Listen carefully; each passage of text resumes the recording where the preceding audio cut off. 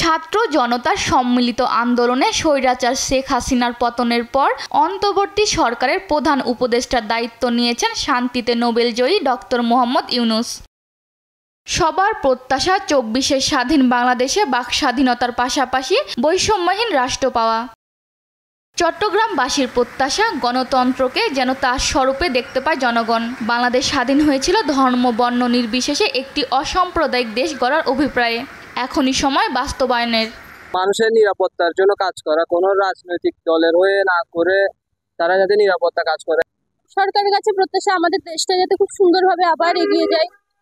এতদিন যেগুলো সব কাজ বন্ধ ছিল সে সব কাজ ঠিকভাবে চালু, শিক্ষার ব্যবস্থা ভালো হোক। সর্বসাধারণের জন্য যাতে ন্যায় বিচারটা সরকার যাতে প্রতিষ্ঠা করে।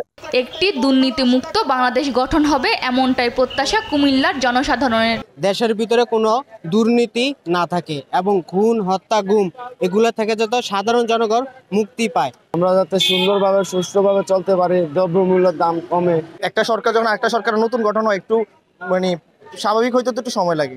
আগে সরকারের থেকে এই সরকার আরো বাংলাদেশকে উন্নত করবে। কুষ্টিয়ায় সাধারণ মানুষের প্রত্যাশা জনসাধারণের জানমাল রক্ষায় আইন শৃঙ্খলা পরিস্থিতি নিয়ন্ত্রণে আনতে দ্রুতই শক্ত পদক্ষেপ নিতে হবে।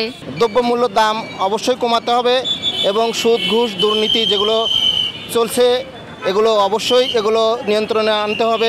এই দুর্নীতি দমন করতে হবে, মাদককে দমন করতে হবে, এটাই আমার তার কাছে প্রথম চাওয়া। থানায় গেলে পরে ঘুষ, রাস্তায় গেলে হামলা, এই হামলা মামলা থেকে সাধারণ মানুষ একটু বাঁচতে চায়। এদিকে নতুন সরকারকে স্বাগত জানিয়েছেন ময়মনসিংহের আপামর জনসাধারণ। তাদের প্রত্যাশা সন্ত্রাস ও দুর্নীতিমুক্ত বাংলাদেশ। নতুন বাংলাদেশ চাই যেখানে দুর্নীতিমুক্ত বাংলাদেশ থাকবে এবং সবার বাক স্বাধীনতা থাকবে।